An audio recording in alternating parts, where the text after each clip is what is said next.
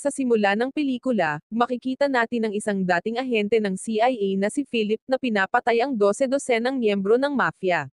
Nalaman namin na ang dahilan kung bakit niya ito ginawa ay dahil pinatay nila ang kanyang asawa. Sa isang maikling sandali, napatay ni Philip ang mga ito, kasama na ang boss ng mafia. Ilang taon ang lumipas sa Italia, nag-aalmusal si Philip sa isang kafe kasama ang kanyang anak na si Vanessa. Ayon sa balita, pagkatapos pabagsakin ang grupo ng mafia sa Amerika, lumipat si Philip sa Italia at nakatira kasama ang kanyang anak na babae, na nagtatrabaho sa intelligence agency. Habang nag-aalmusal sila, biglang napansin ni Philip na may grupo ng mga tao na nagmamasid sa kanila. Sinabi ni Philip kay Vanessa na maghanda dahil may hindi tama. Lumapit si Philip sa isang kahina-hinalang tao na nagkukunwaring umu-order ng kape at binugbog siya. Pagkatapos noon, nakita niyang may isang tao sa likod ni Vanessa na sinusubukang barilin siya, kaya kinuha niya ang baril mula sa taong binugbog niya at binaril ang lalaki. Sinubukan nilang tumakas pero hinabol sila ng dalawang tao gamit ang bisikleta. Dahil na-corner sila, kaya't hindi maiiwasan na kailangan nilang labanan ang mga ito. Sa kabutihang palad, nagtagumpay silang patayin ang humahabol. Hiniling ni Philip kay Vanessa na maghintay sandali sa pantalan habang uuwi siya upang kumuha ng mga armas. Nagtataka pa rin siya kung sino ang mga taong ito at kung sino ang nagpadala sa kanila.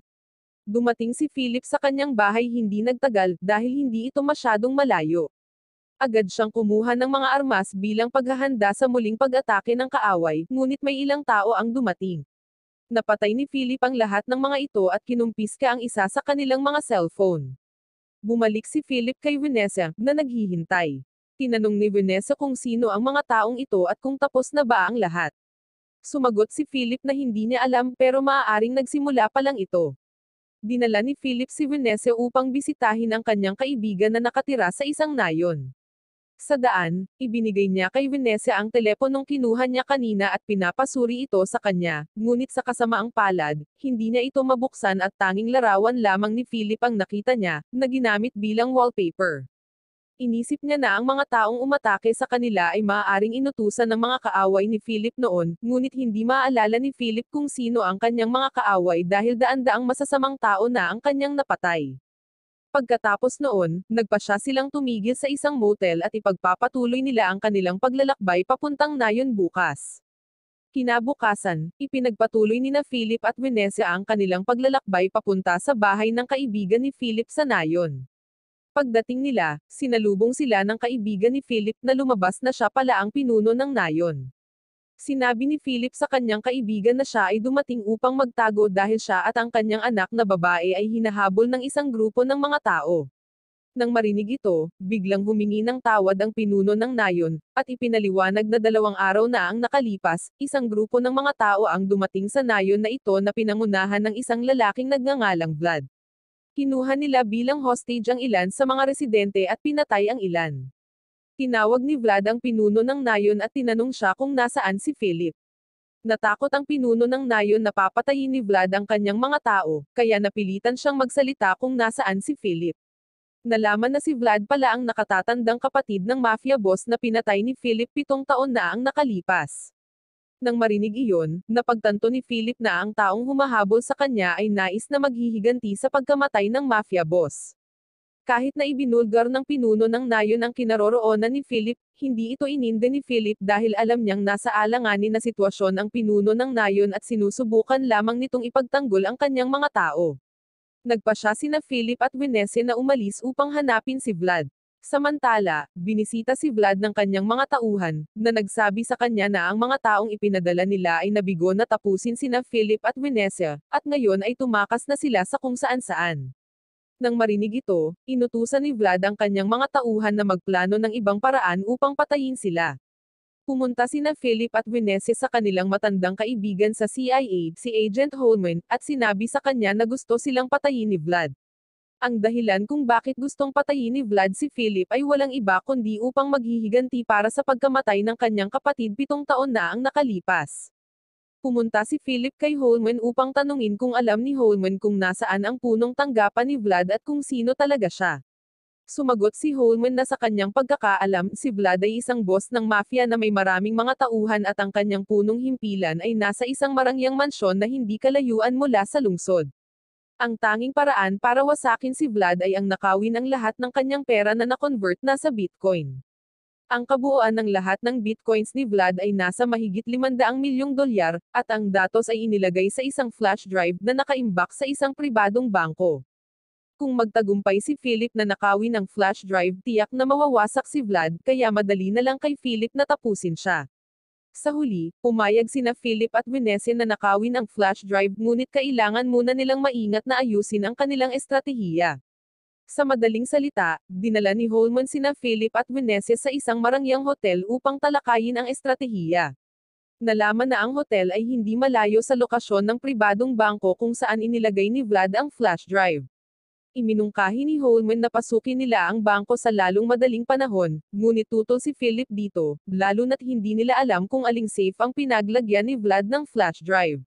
Gusto ni Philip na gumawa ng plano kasama si Vanessa, at kailangan nilang magpahinga. Noong hapon, nagbalik sina Philip, Vanessa, at Holman sa kanilang pag-uusap. May plano si Vanessa na magpanggap na nag-iimbak siya ng isang bihirang diamante sa bangko upang payagan siya ng manager ng bangko na makita ang silid ng safe. Pagkapasok niya sa silid, titingnan niya ang computer ng manager upang malaman kung aling safe ang pinaglagyan ni Vlad ng flash drive.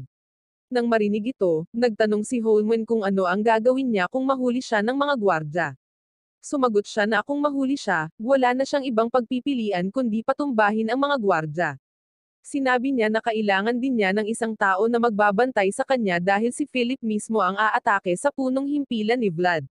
Sa wakas, nagboluntaryo si Holman na tulungan si Vanessa mula sa malayo. Sinisigurado niya na itatago niya ang flash drive kung makuha ito ni Vanessa. Matapos makumplito ang lahat ng plano, nagkasundo silang isagawa ang misyon kinabukasan. Sa umaga, masayang nag-aalmusal si Vlad nang dalhin ng kanyang tauhan ang isang hitman upang patayin si Philip. Humiling ang hitman na bayaran siya muna dahil natatakot siyang hindi siya bayaran ni Vlad. Nainis si Vlad dito, at walang pag-aalinlangan, inutusan niya ang kanyang tauhan na tapusin ang lalaki. Naiinis si Vlad sa mga taong minamaliit siya, kaya tatapusin niya ang sinumang magtatangkang gawin iyon sa kanya. Samantala, si Vanessa, Philip, at Holman ay naghahanda para sa misyon. Si Vanessa ay papasok sa bangko at tutulungan siya ni Holman mula sa malayo, habang si Philip ay pupunta sa punong tanggapan ni Vlad upang hanapin siya. Matapos maging handa ang lahat, nagmadali sina Vanessa at Philip, habang nanatili si Holman malapit sa bangko upang tulungan si Vanessa. Matapos umalis sina Philip at Vanessa, nakipag-ugnayan si Holman sa isang tao na lumalabas na si Vlad, na nagpakita na siya ay tauhan ni Vlad. Sinabi ni Holman sa kanya na pumunta si Vanessa sa bangko upang nakawin ang flash drive habang papunta si Philip sa punong himpilan upang atakihin siya. Napagtanto ni Vlad na nasa panganib ang kanyang flash drive na naglalaman ng humigit kumulang 500 milyong dolyar, kaya agad niyang inatasan ang kanyang kanang kamay at ilang mga tauhan upang pigilan si Vanessa, habang si Vlad at ang iba pa niyang tauhan ay mananatili sa punong himpilan upang hintayin ang pagdating ni Philip. Sa kabilang banda, pumasok si Vanessa sa bangko at nakilala ang manager ng bangko. Agad niyang inilabas ang bihirang diamante at nagkunwari na ilalagay niya ito sa safe ng bangko, ngunit dahil sa mga dahilan ng seguridad, gusto niyang makita ang silid ng safe. Hindi nagalit ang manager at inanyayahan siya na makita ang silid ng safe. Nang hindi nakabantay ang manager, mabilis na naglagay si Vanessa ng device sa computer upang malaman kung aling safe ang pinaglagyan ni Vlad ng kanyang flash drive. Pagkatapos noon, pumunta sila ng manager sa silid ng safe. Pagdating nila roon, pinatulog ni Vanessa ang manager at na-access ang device na kanyang inilagay.